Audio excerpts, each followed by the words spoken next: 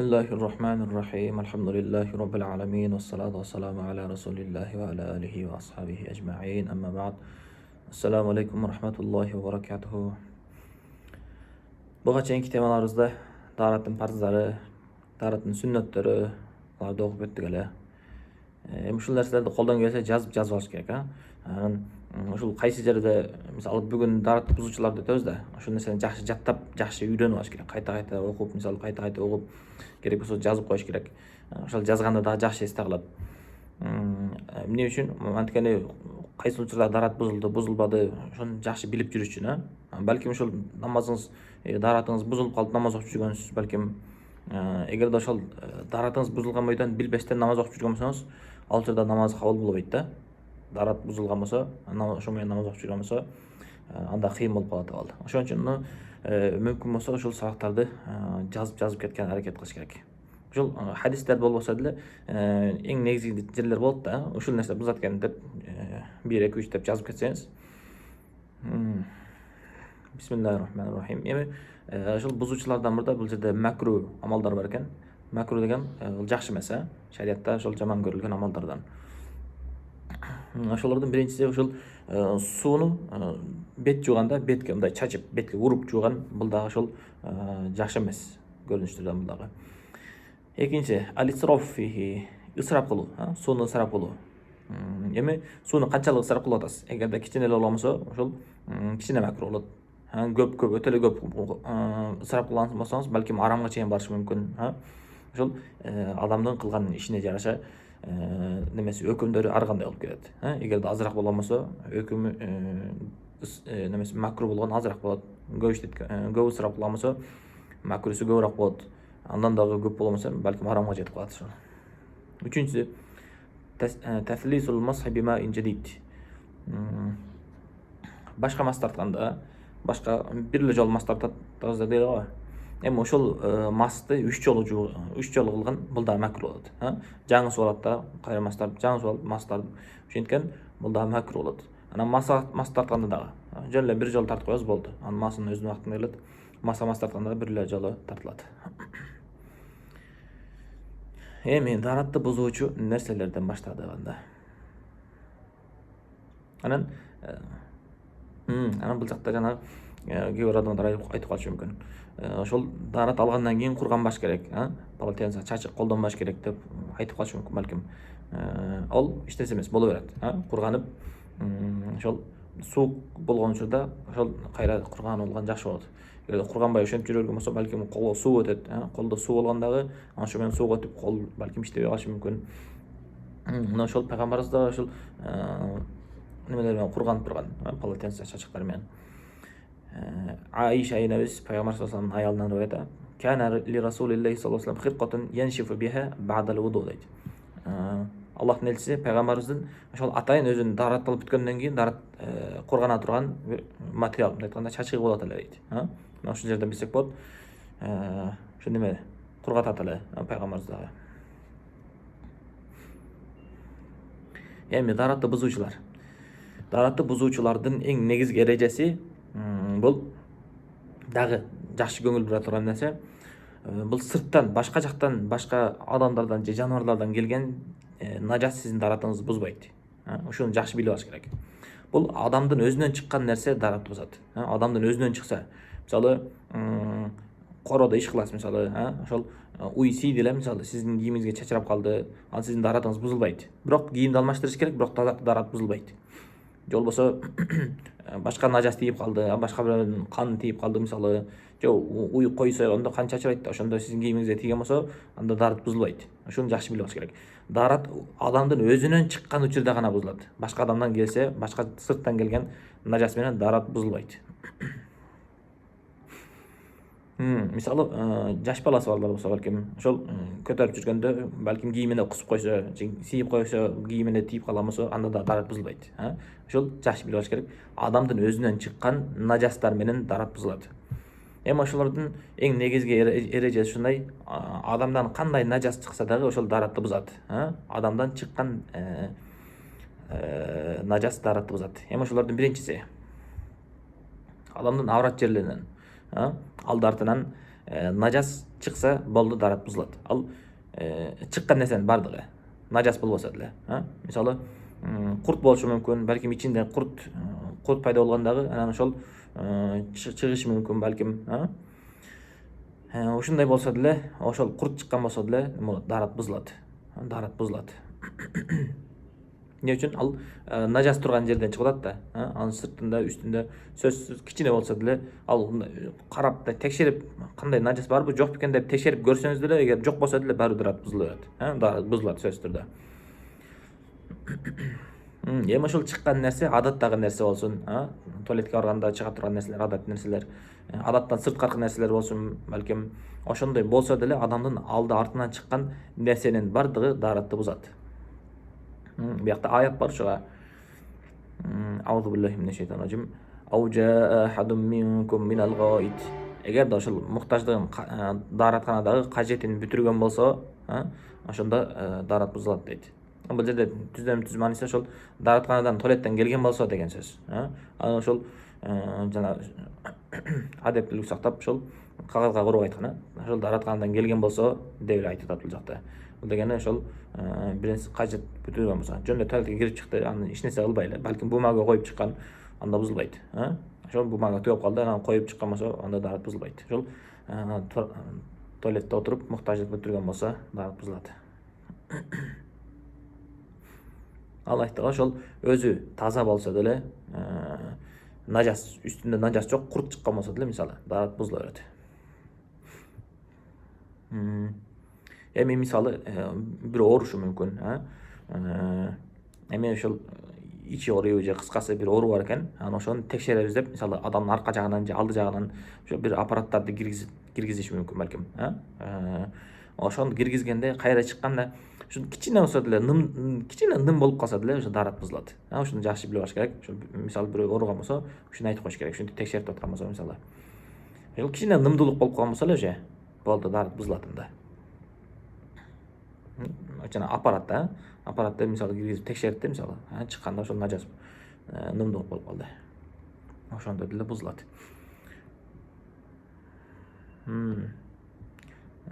Азыр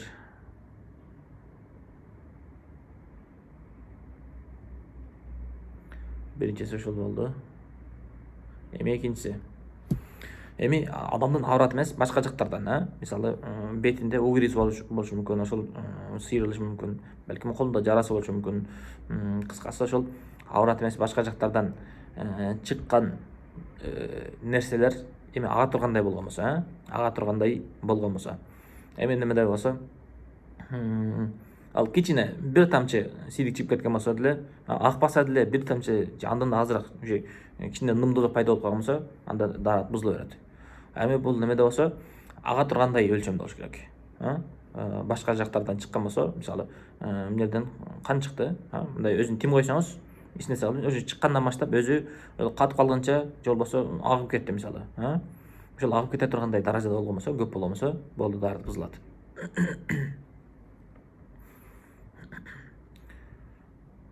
Анан бул башка жактан чыккан нерселер ошол najас болуш керек. Najас нерселерден болуш керек.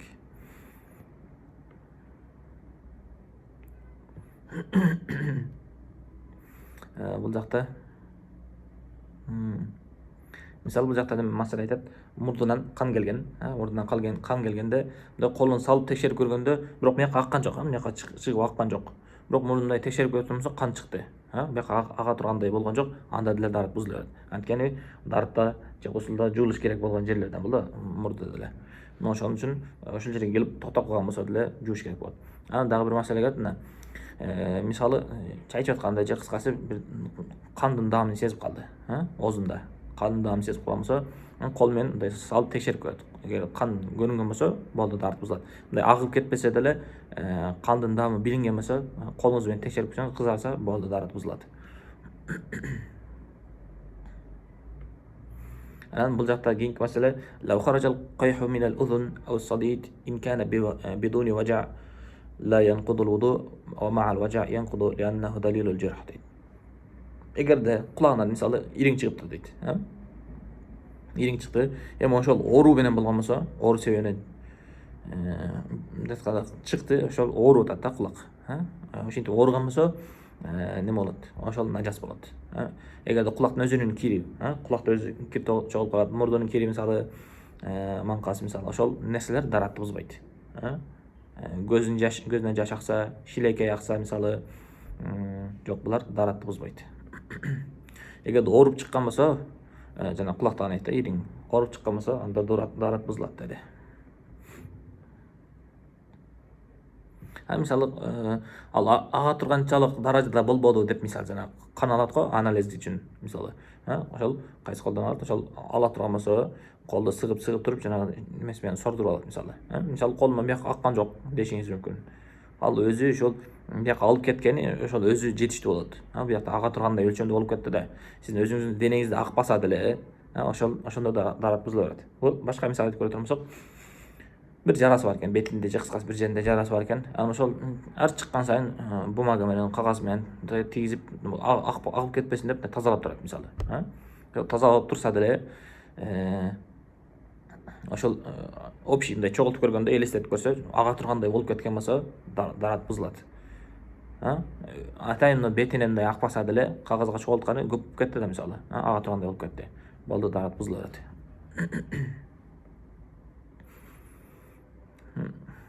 Эми бул немени айтат эми бул жакта? Оозундагы, оозунда шилекей бар экен мисалы.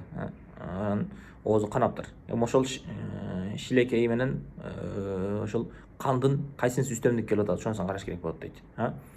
Эгерде кызылга жакын болуп кеткен болсо, түсүнөн текшеребиз муну. Шилекей менен канды экөөнүн кайсынысы үстөмдүк болду десе, түсү менен текшеребиз. Эгерде кызылга жакын болуп кеткен болсо, анда дарат бузулду. Эгерде кичине эле бозоруп калган болсо, сарыгарып калган болсо, анда бузулбайт дейт. Эми ошол немеден кан чыккан болсо, дарат бузулат. Эми кээ бир адамдар айтышы мүмкүн, башка мазхабтар да бар мисалы. Же болбосо биз мазхаб карманбайбыз дегендер да болушу мүмкүн мисалы. Пайгамбарыбызда ушундай неме болгон. Кан чыккан болсо, дараты бузулган эмес мисалы. Ал пайгамбардын өзүнө гана тийиштүү. Ал эми пайгамбардын үммөтүнө биякта хадисте айткан мисалы. Зейд бин Сабит радиаллаху анхудан риwayat, сахабадан риwayat. Пайгамбар саллаллаху алейхи ва саллям айтты дейт: "Ал-вудуу мин кулли дамин саил." Ошол ар бир аккан кандан дарат бузулат дейт. Дарат алыш керек дейт. Ошол бизге ушул үйрөтүш үчүн ушундай болгон болсо, дарат аласыңар деп үйрөтүп кетип атат өзүнүн сөзү менен. Ал эми пайгамбардын өзүнө тиешелүү ушундай абал болгон. Эгерде пайгамбарыбыздан кан чыккан болсо, ал нажас болуп эсептелген эмес. Пайгамбарыбыздын каны нажас болуп эсептелбейт. Анан ошол дараты да бузулган эмес. Эми ошол нерсени мисалы кээ бир адамдар айтышы мүмкүн, биз ошол хадисти карманабыз. Хадисти карманабыз, ошол мазхабын кой деши мүмкүн мисалы. Биз ханафи мазхабыбыз мисалы. Эми ал ханафи мазхабы болсун, башканы карманбайм. Мен ошол аяттын, хадистин өзүнөн өкүм чыгарам дей турган болсом мисалы, мына ошол биякта да хадисте айтып атат. Ошол ар бир кан чыккан болсо, ошонун себебинен дарат алыш керек деп айтып атат пайгамбарыбыз. Өзүнүн оозу менен айтып атат.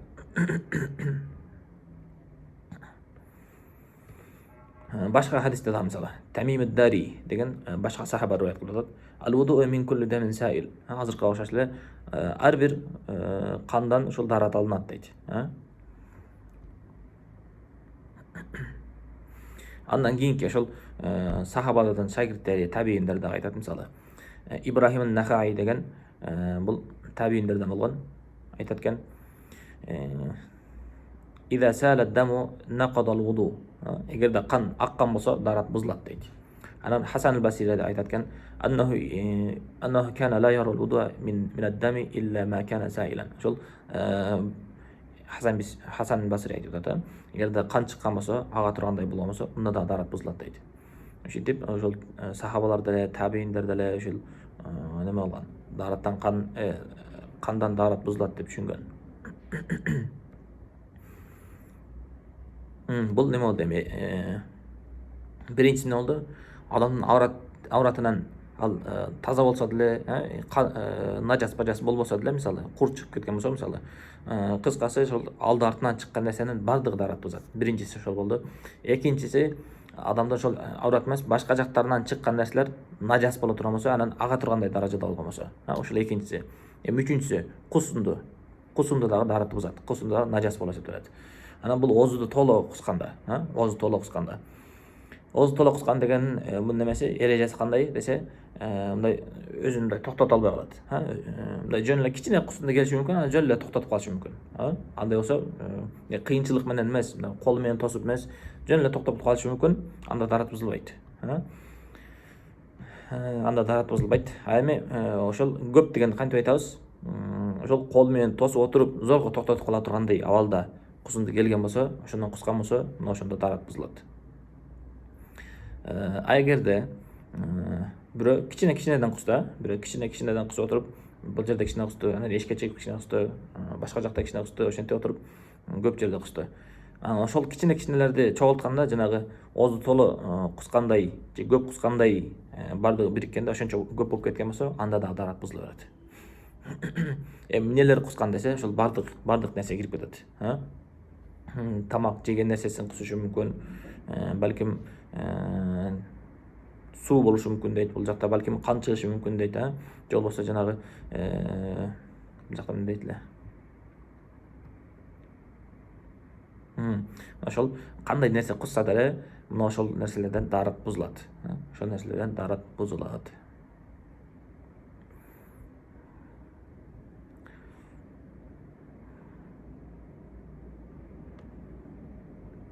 Анан неме дедик го, бир нече жерлерде кусту. Анан ошонун себеби бир болгон болсо, мисалы машинада жүрдү, мисалы машинада жүргөндө кээ бир адамдар баш айланат да кусат, мисалы.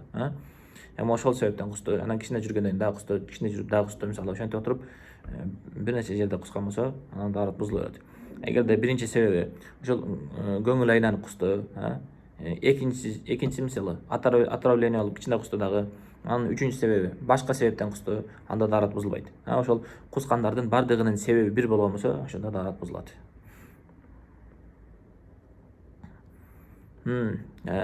Ошол кусунду дагы даратты бузат экендигине буякта хадистер келет. Айша энебиз, Пайгамбар саллаллаху алейхи ва саллам аялы айтат, Пайгамбарыбыз айтып дейт, "Мен асабаху qay'un aw ru'afun aw qalasun aw madhyun falyansarif falyatawadda thumma liyabni salata ala salatihi wa huwa fi dhalika la yatakallamu" дейт. Эгерде бирөө кускан болсо,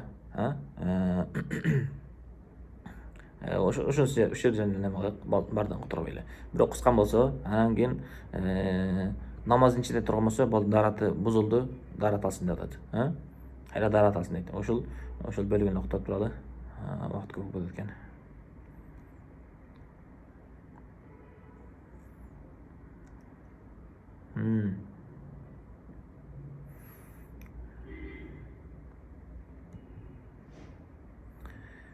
Андан кийинкиси анан жана кичине кусулуш менен токтоп калган болсо, ал дарат бузбайт дедик. Эми төртүнчү даратты буза турган нерсе. Бул эмне болду? Уйку. Уйку дагы дарат бузат. Кандай уйку десе, бул бир нерсеге сүйөнүп отурат. Ошол сүйөнүп отурганда, ошол аркасында же болбосо сүйөнүп турган нерсесин алып койсо, жыгылып кете тургандай болуп калды. Анда дарат бузат. Дарат бузулат анда. Эгерде намазда кыямда турат, намазда туруп, мисалы таравиде көп болот. Таравида туруп уктап калды, рүкүдө болсун, кадыда отурган жерде болсун, же саждада болсун, кыскасы намаздын ичинде туруп уктаган болсо, дарат бузулбайт. Эгерде бирөө мисалы ооруп атат дейли, ал тура албай турган абалда төшөктө жатат, анан ооруп аткан болсо, ошол төшөктө жаткан бойдон намаз окуп аткан болсо, анан ошол бойдон уктап калган болсо, анда бузулат. Белки туруп окуган же отуруп окуган намаздарда бузулбайт. Анан ушул бир нерсеге сүйөнгөн болсо, мисалы жумада болот көбүнчө. Жумада имам баян кылып аткан болот, биякта адамдар көбүнчө уктап калган болот. Ошол уктап калгандагы эч нерсеге сүйөнгөн эмес, жөн эле ортодо отурат, эч кимге сүйөнгөн эмес, дубалга да сүйөнгөн эмес, жөн эле отуруп кичине уктап кетти мисалы. Жыгылбай тургандай абалда болгон болсо, дарат бузулбайт ал жерде. Дарат бузулбайт. Мунун эрежеси эмне болду? Ушул бир нерсеге сүйөнүп отурду. Анан ошол сүйөнүп отурганда алып койгон болсо, жыгылып кете турганда, жыгылып кетти, жыгылып кеткенче билбейт экен, ойгонбойт. Жыгылып кетип түшүп катуураак тийип калган, анан ошондон ойгонуп кеткен болсо, ошондо бузулат дейт. Эгерде ошону алып койгондо деле кичине мындай жыгылып кетип, кыйгаштап кетип атып, уже ойгонуп кеткен болсо, өзүнөн келип калган болсо, анда бузулбайт. Мисалы жатып алып уктады, чалкалап уктады, мисалы кыскасы жатып алып уктаган болсо даарат бузулат.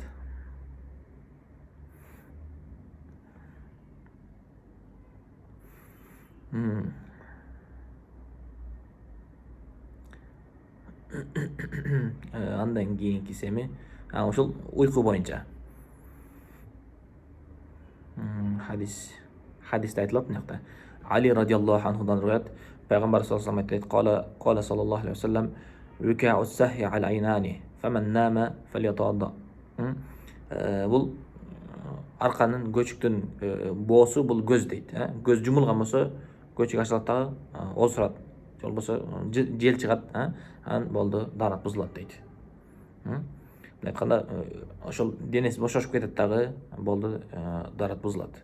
Денеси бошошуп кетти, аба чыкты, даарат бузулду.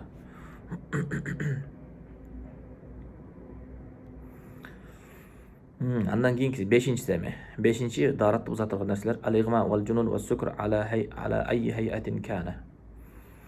Эми бул бешинчиси неме болду?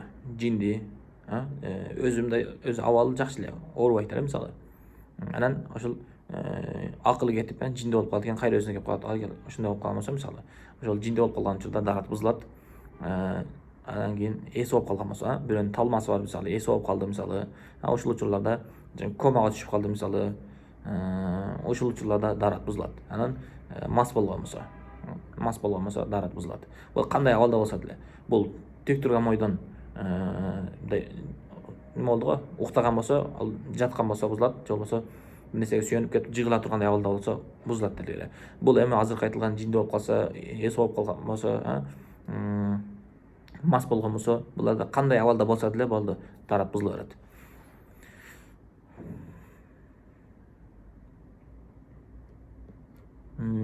Эми мас болгон абал канчалык даражада болуш керек десе, бул мындай басканда түз баса албайт, мындай кыймылдап нары бери болуп, ушундай баскан болсо болду, даарат бузулат дейт. Эми алтынчысы намазда туруп алып каткырып күлгөн болсо.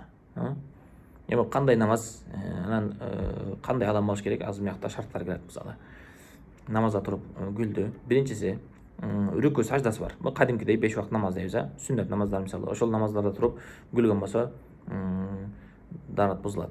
Эми жаназа намазда болсо даарат бузулбайт. Эми бул жерде айтканы жаназада биякта адам өлүп атса, биякта күлсө боло берет экен да деген маани эмес. Бул жерде ошол бузулуп калган болсо, ошонун өкүмү кандай болот деген эле сөз бул жакта.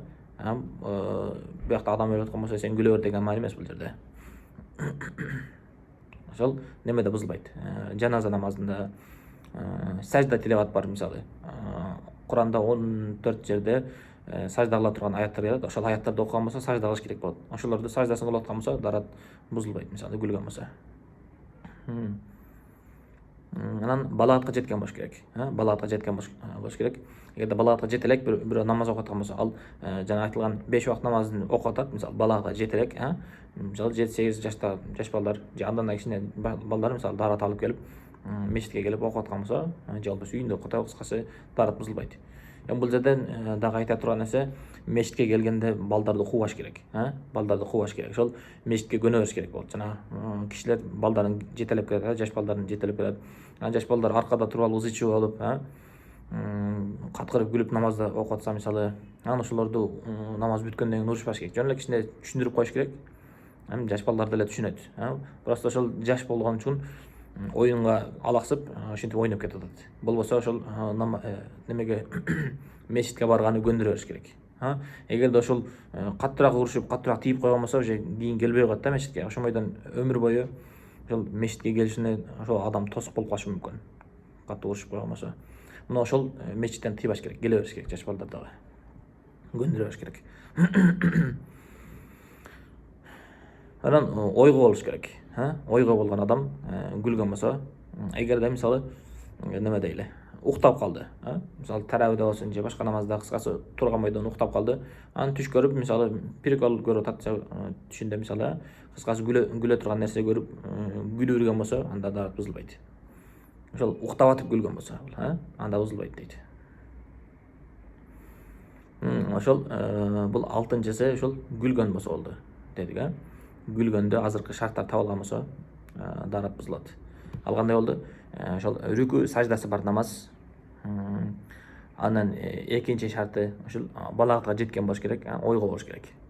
Ушул адамдар күлгөн болсо дарат бузулат. Эгерде жанагы неме болот го, жаш балдар күлүп жүрөт, мисалы, ал учурда каткырып күлгөн болсо деле немеси дарат бузулду дебейбиз. Алар жаш балдар. Аларга мындай негизи жаш балдарга намазда милдет боло элек да даже. Балага жете элек болгон болсо. Ошон үчүн аларды кыйнап кайна дарат алып кел деп кыйнап эле коюш керек. Мечитке көндүрө бериш керек. Эми күлгөндө бул үч шариатта күлгөндүн 3 немеси бар, түрү бар. Бул күлгөндө жанында адамда уга тургандай. Намазда турабыз, биякта жанында бир адам турат, биякта адам турат мисалы. Эми ушулар уга тургандай даражада кичине үн чыгып кеткен болсо, каткырбаса деле кичине үн чыгып кетти. Ушулар уга тургандай болсо, болду бул. Ушул учурда намаз дагы бузулат, дарат да бузулат. Ушул учурда намаз дагы, дарат дагы. Эми экинчиси бар, бул өзүнүн кулагына болот, жандагы адамдарга болбойт экен. Бул учурда немеси намаз бузулат. Кайра башынан намаз башташ керек болот. Дарат бузулбайт бул учурда. Эми үчүнчүсү табассум деген бар. Бул жерде жылмайып коет, бул үн чыкпайт такыр. Бул учурда намаз дагы, дарат да бузулбайт. Эми жетинчиси, даратты бузуучу нерселердин жетинчиси бул көбүнчө немелерде болот, жубайлардын ортосунда. Ошол жубайлардын ортосунда мамиле болоюн деген учурда, кийимдер чечкен, үстүндө кийим жок, жылаңач калган учурда, экөө бири-бирине жакындап денесине тийген учурда, ушул учурда болду дарат бузулду деп өкүм берилет. Бул учурда неме болот да, сөзсүздө бир көбүнчө учурда суюктук чыгат экен. Ошон үчүн бул чыкпаса деле болду, дарат бузулду деп айтылат. Дарат бузулду болот. Эми даратты бузбай турган нерселер бар. Булар жана курттар, мисалы, адамдын аврат жеринен алды артынан, ушул жактан чыккан болсо бузат дедик эле. Эми андан башка жактан, мисалы, ооздан курт чыгыптыр, же кулактан, көздөн, кыскасы, мурдунан чыкты, кыскасы, же бир жарасынан чыкты, ал учурда дарат бузулбайт. Ал эми эмне үчүн жанагы аврат жерден алды артынан чыкканда дарат бузулат десе, анткени ал жакта бир нажас бар да, нажас менен кошо чыккан болот сөзсүз түрдө. Нажастын орду. Экинчи дарат бузулбай турган нерселердин экинчиси эми, мисалы, денеси үзүлүп түшөт экен, ушундай оорулар бар экен, мисалы, ошол денеси үзүлүп чыкты, ал жактан кан, ириң, башка нерселер чыкпай турган болсо дарат бузулбайт.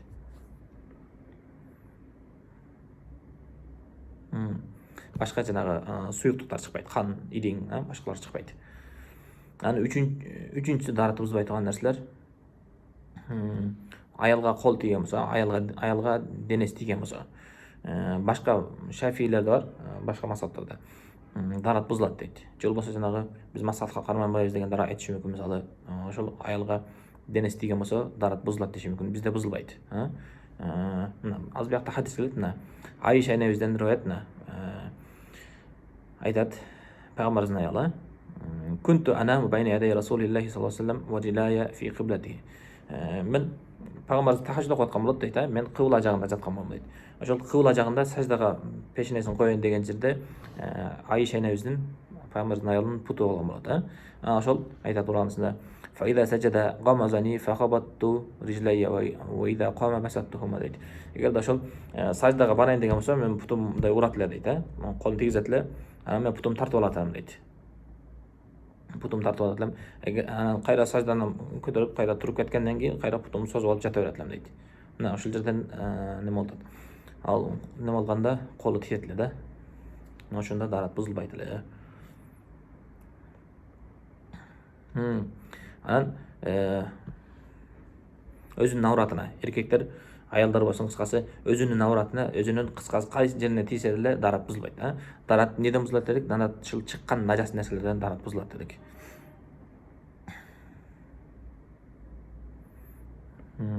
Биякта да ошол хадис бар.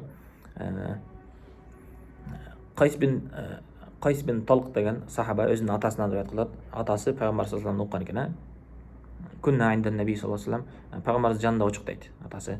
Фаатаху араби. Бун немеде, чөлдө, башка ошол Мекке, Мадина эмес, сыртта айылдарда жашаган Тоо адырлар жакта жашаган араб бирөө келди дагы пайгамбарыбызга айтты. Фaqala ya Rasulullah inna ahadana yakunu fi salati fayahtakku fayusibu yaduhu zakarahu deydi. Намаз окуткан болобуз дейт. Ошо намаз окуп бир жерге кычып кетет.